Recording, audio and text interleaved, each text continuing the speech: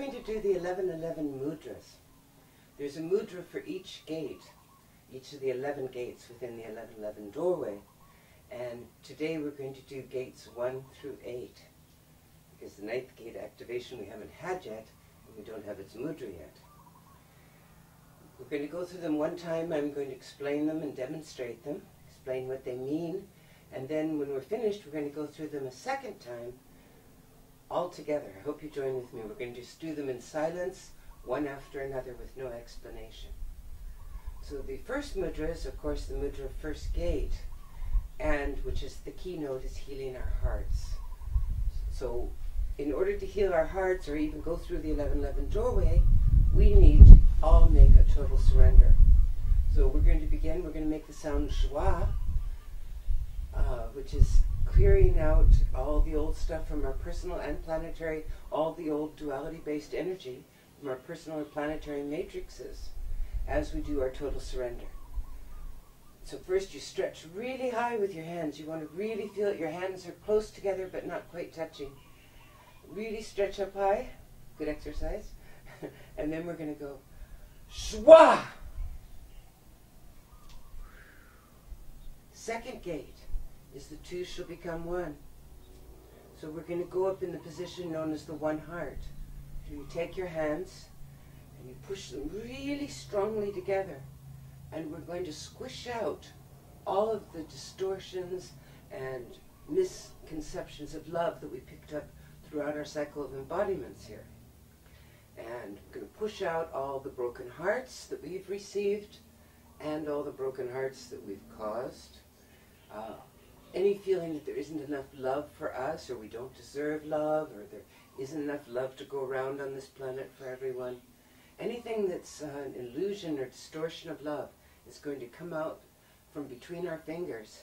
And the only thing that's going to remain in our hands is the true, pure essence of pure heart, true love.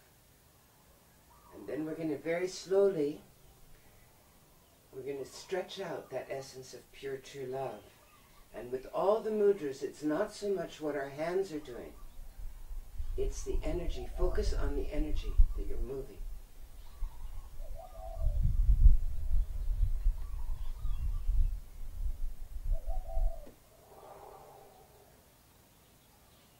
Third gate is the expansion into one being. And the mudra of third gate has to do with stretching open our seeing so we can see into the unseen. So we go up, and as we do, you notice your whole head and the spaces around it become a huge eye.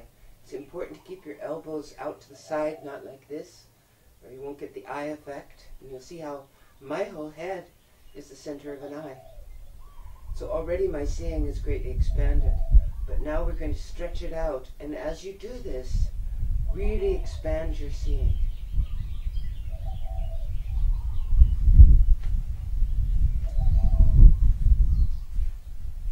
Some people, when they do this, they can actually see through objects or through walls, or they can see behind them, or you can see with your knees. Fourth gate is reconfiguring our evolutionary labyrinth. This has to do with quantum physics. In quantum physics, there's what's known as probable realities. There's the cone of the past and the cone of the future. And according to quantum physics, we can only have the opportunity of experiencing whatever is either in the cone of the past or the cone of the future.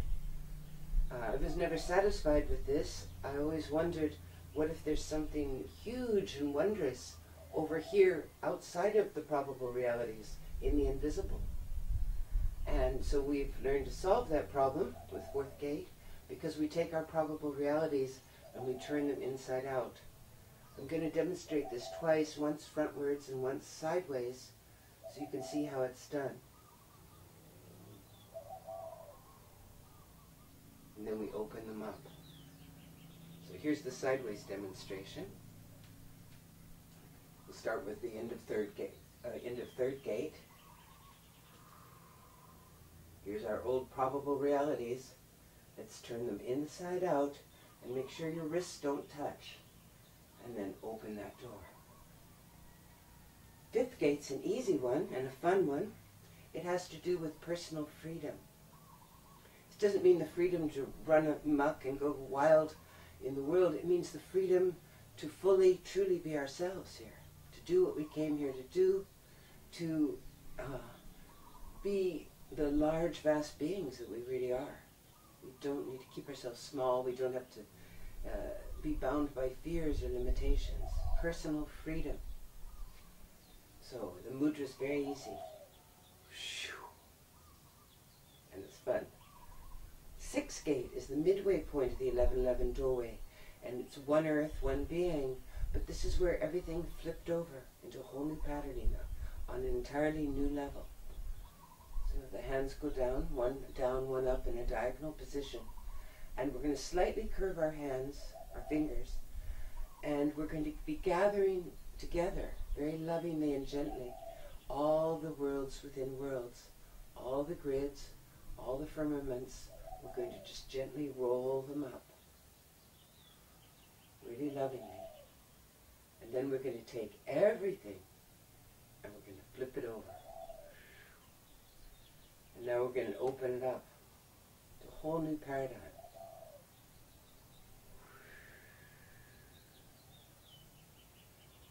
Seventh gate has to do with seeing the unseen.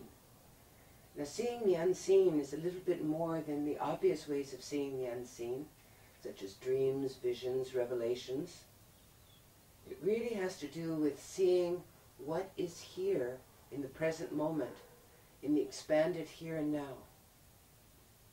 So we're going to go up and we're going to make a diamond with our hands, not a triangle. Try to point those thumbs down and make a nice diamond. This represents the diamond of the unseen. And this is the only mudra that we really close our eyes in for a second. And we're going to bring that diamond down in front of our nose. Then we're going to open up our eyes. And again, we're going to stretch out the diamond of the unseen. And so we can see more of what is here in the expanded here and now. When you get your hands stretched out, keep them in the corners of the diamond of the unseen. Now we're going to the 8th gate mudra. There were 2 8th gate activations. The first one is entering the lotus world. And for that mudra, we're going to take our left hand and we're going to curve it like a cup. And in that cup, we're going to put all of our most deep, personal, intimate desires and needs, what we really want for ourselves, not for the planet, not for others. What do you want for you? This is where we can put all of our wildest dreams. And while we do that, we should also remember to leave space for those off-the-map wildest dreams that are even better than the ones we know about. We want to leave space so they can come in. And then the key word here, we're going to curve our elbow and bring it into our heart, but let's do it with great tenderness. These are the most precious things, what we really, really want. We haven't even dared to dream that it was possible. Well, now it is. And then you just put it in your heart. Feel it melt into you.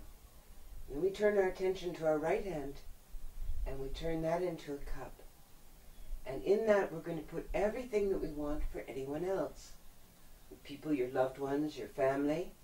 Sometimes the people that are creating the biggest difficulties in your life or the biggest challenges.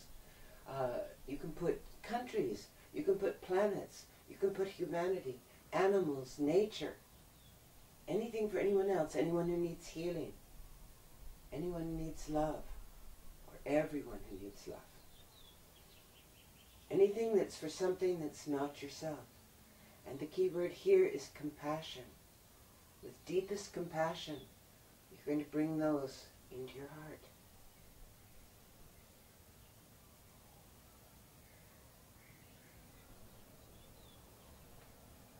And you're going to merge it in. And when you feel that they've both melted into you, then we sort of lock it into position, that merger of serving ourselves and serving others. We merge it into one. There's no more separation there. And you do it by locking your thumbs, pushing your thumbs together. And the last part of the first 8-gate mudra is what we call bring it on. And it's just, I'm ready. I'm ready to receive all that I've just put in here. And let's bring it on.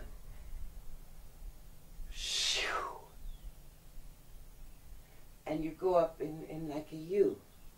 Not so much a V or like that, but you want to be like a chalice that it can pour into. The second part of 8th gate is true love to the core, or pure heart love. And in the second part of 8th gate mudra, you're going to feel all those energies, all those, the wildest dreams, the off the map ones, all the things that you've really wanted and really yearned for, and the ones we didn't dare want or yearn for, but we really did, we hoped for. We're going to just bring them in, allow them to come into you, and just embrace them on their way in.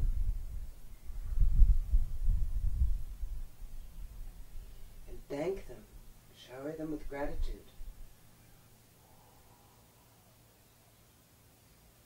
And again, push them right into your heart. And then I always, when I'm all feel it's all in, I always put my elbows down a bit. And then we're going to open up into pure heart love, which is the purest, truest love that's been yet on this planet.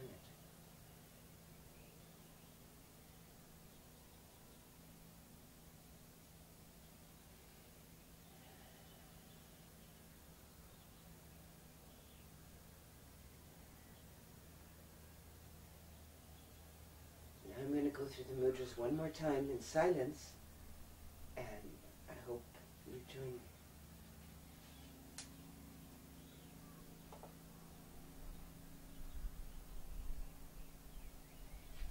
Shwa!